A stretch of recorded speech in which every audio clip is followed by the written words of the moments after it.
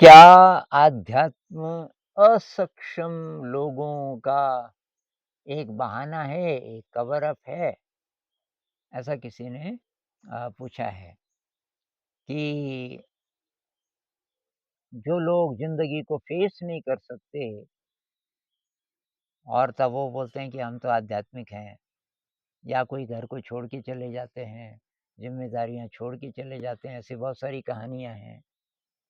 और अभी भी जो बहुत सारे साधु संत हैं, कुछ दुनिया में कुछ काम करते हुए नज़र नहीं आते। वो फुल टाइम साधु संत हैं, मतलब केवल प्रवचन करते हैं। उससे भी फिर ये लगता है कि ज़िंदगी से पलायन है क्या ये एक प्रकार का? तो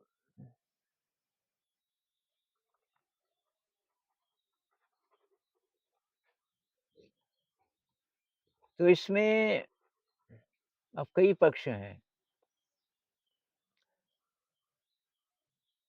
एक पक्ष तो ये कि अध्यात्म है क्या? क्या वाक़ई कुछ है, या कि ये अंधविश्वास है, केवल अपने मन को समझाने की बात है? तो बहुत सारे लोगों के लिए तो ये केवल एक विश्वास है। अब लोग कह सकते हैं कि अंधविश्वास है, लेकिन वो भी काम करता है। जब आदमी परेशान हो जाए, जब उसके अंदर एंग्ज़ायटी आने लगे, चिंता आने लगे, तो एक सहारा होता है। कोई दिव्य शक्ति का सहारा, भगवान का सहारा। और कि भाई थोड़ा प्रसाद चढ़ा के आ जाते हैं मंदिर में। कोई धागा बाँध लेते हैं हाथ पे, मंत्र वाला, वगैरह, वगैरह, वगैरह कई प्रकार के ट्रैप्स हैं। इसमें इंसान फँसता क्यों है? क्योंकि थोड़ा-सा डर लगता है, ज़िंदगी से डर लगता है। तो बहुत सारे केसेस में तो वो बात सही है कि भई ये जो डर लगता है, अ, उसके लिए एक प्रकार का कवर अप, एक प्रकार का चाहे अंधविश्वास ही कह लो, लेकिन लोगों को लगता है कि इससे कुछ हो जाएगा, पूजा करके कुछ हो जाएगा, व्रत रख के कुछ हो जाएगा। तो प्रार्थना करते हैं लोग मन ही मन में कि मैं पास हो जाऊँ, कि मेरी शादी अच्छी जगह हो, कि मेरी नौकरी लग जाए। तो ये सब क्यों? अगर हम प्रार्थना नहीं करेंगे तो जो भी ज़िंदगी में होगा, उसको हम फेस क्यों नहीं कर सकते? तो ये शक्ति कुछ में होती है, कुछ में नहीं होती। लेकिन इस कवर अप के अलावा, कवर अप कह लो या अपने मन को समझाने के लिए जो लोग करते हैं, तीर्थ यात्रा करते हैं, व्रत करते हैं, बहुत सारी चीज़ें करते हैं, क्या सचमुच भी कुछ है? ये बुद्ध घर छोड़ के क्यों गए? और बहुत सारे दूसरे लोग अभी भी बहुत सारे खोज में निकल जाते हैं। क्या ये ज़िंदगी से पलायन है, एक ही पक्ष है कि कुछ और भी है? तो अभी धर्मों का जो इतिहास देखें ना, जिन लोगों ने शुरुआत की, तो कुछ खोज थी उनको, वो संतुष्ट नहीं थे जीवन से। बुद्ध का केस ले लो, सब कुछ था, प्रिंस थे, खुश नहीं थे। कुछ था जो मिसिंग था। तो जो रियल आध्यात्म है, वो तो तलाश है उस शक्ति की जिसको हम एक्सेस कर सकते हैं, लेकिन अभी तक हम कर नहीं पाए। और उसके लिए फिर हम माहौल ढूँढते हैं, उसके लिए अपॉर्च्युनिटीज़ ढूँढते हैं, और वो लगता है कि परिवार में नहीं हो पाएगा। ये जो संसार में फिट होने का जो ये चक्कर है कि नौकरी करो, ये करो, वो करो, इसमें फँस गए तो शायद तब ये नहीं हो पाएगा। इसलिए अगर कोई जाए तो उसको तो पलायन नहीं कहेंगे। वो एक्सपेरिमेंट करने के लिए जा रहा है। भई तो ऐसे तो वैज्ञानिकों को भी बोल सकते हैं ना हम कि वो जीवन से पलायन कर रहे हैं। एक वैज्ञानिक है, वो कह रहा है कि मेरे को 20 साल हो गए अंडरग्राउंड किसी जगह डार्क मैटर को ढूँढ रहा है, कि डार्क मैटर के लिए ऐसी जगह चाहिए जो एकदम अंधेरी हो। कोई नहीं जानता उसको, कुछ ढूँढ भी नहीं पाया। तो क्या वो जीवन से पलायन है? उसका कोई अभी कंट्रीब्यूशन भी नहीं है। वही वो रिसर्च कर रहा है। उस कुछ निकले ना निकले पर अपनी धुन में है। ऐसे ही आध्यात्म में भी रिसर्च हो सकती है। कुछ लोग कहते हैं कि 2 प्रकार का मैटर है, ग्रॉस मैटर और सटल मैटर। ग्रॉस मैटर का मतलब ये जो बाहर की दुनिया और इसको जो एक्सप्लोर करते हैं वो साइंटिस्ट्स। एक सटल मैटर है, इस मैटर से अलग, जिसको ईथर कह सकते हैं, कुछ और कह सकते हैं, कई नामों से उसको बोला गया है। और उस मैटर के बारे में जो अनुसंधान करना चाहता है, उसको मिस्टिक कहते हैं।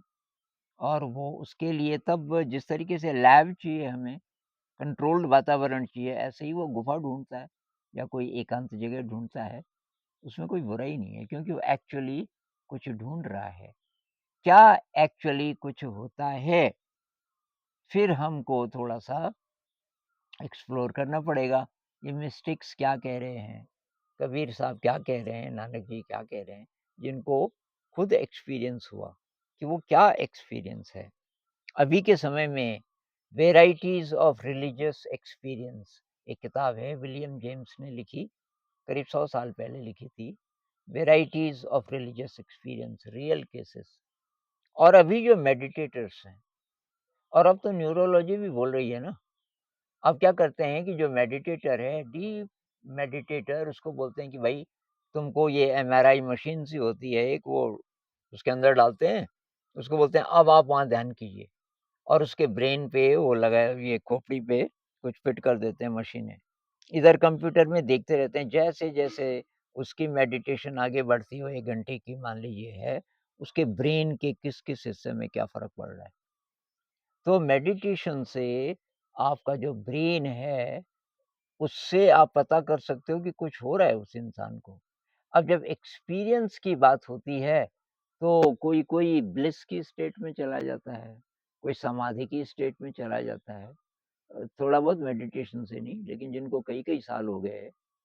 और हमारी जो पतंजलि का योग सूत्र है, उसमें भी वही है कि धारणा, ध्यान, उसके बाद फिर समाधि। और जो बुद्ध हैं, बुद्ध कहते हैं कि निर्वाण, पहले शून्यता भी कहते हैं, फिर निर्वाण कहते हैं। तो ये जो स्टेट्स हैं हमारे अंदर, ये नहीं भी हमें प्राप्त हों, लेकिन मेडिटेशन से ज़रा-ज़रा शक्ति बढ़नी शुरू हो जाती है।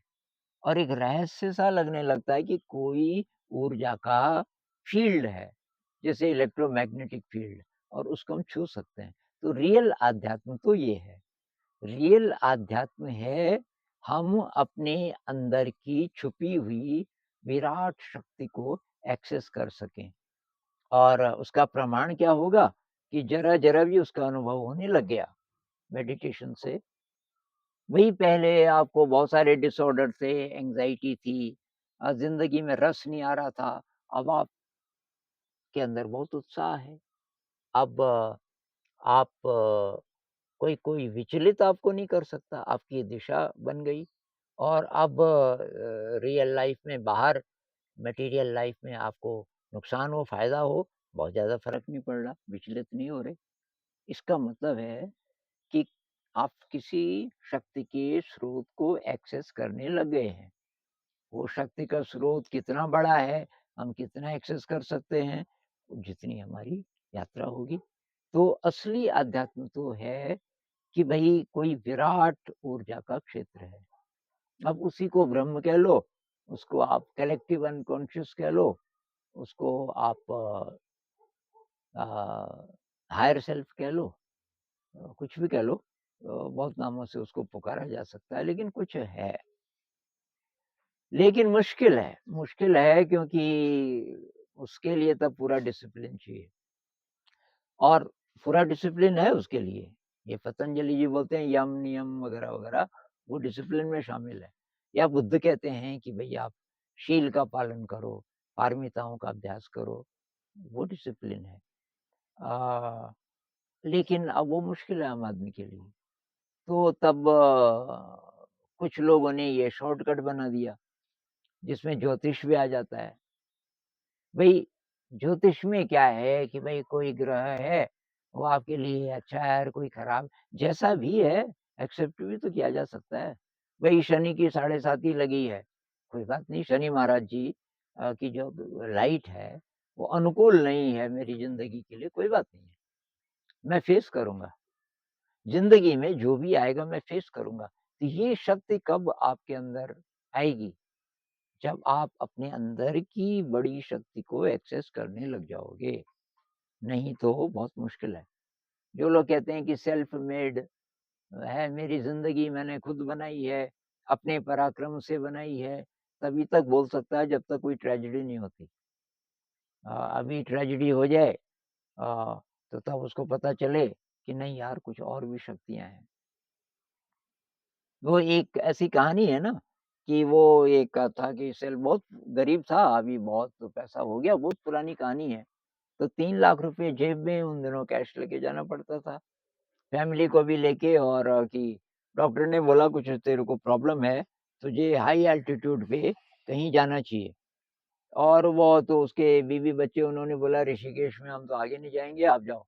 तो अपनी गाड़ी लेके कार थी, चलता गया एक जगह एक्सीडेंट हो गया।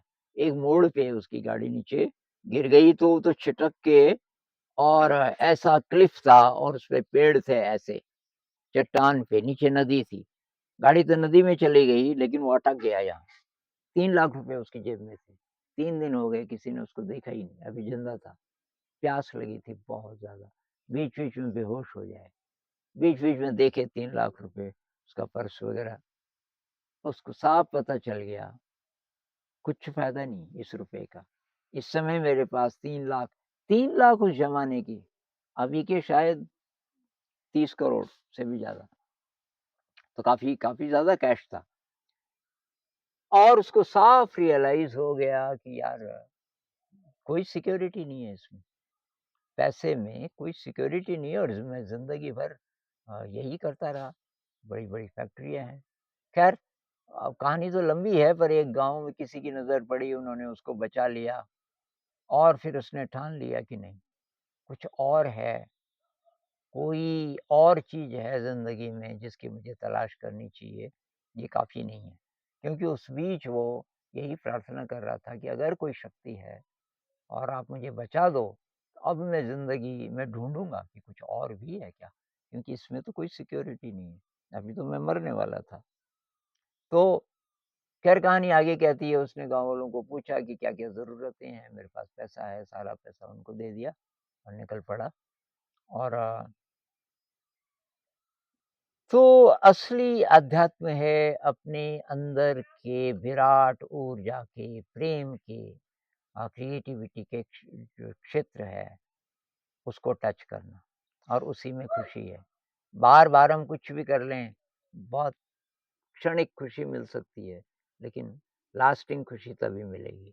अब ये जो दूसरी चीज़ें हैं, कि व्रत है, ये है, वो है, लोग जो जाते हैं इस यात्रा में, उस यात्रा में, उस यात्रा में, तो अब उसका कारण ये है कि उनको या तो हिम्मत नहीं है, असली आध्यात्म की यात्रा में जाने की या तो हिम्मत नहीं है और या फिर या फिर शक्ति नहीं है, वही हिम्मत नहीं है क्योंकि ये आसान नहीं है, आसान नहीं है, बहुत मुश्किल है। अभी इस पे फिर बात करेंगे।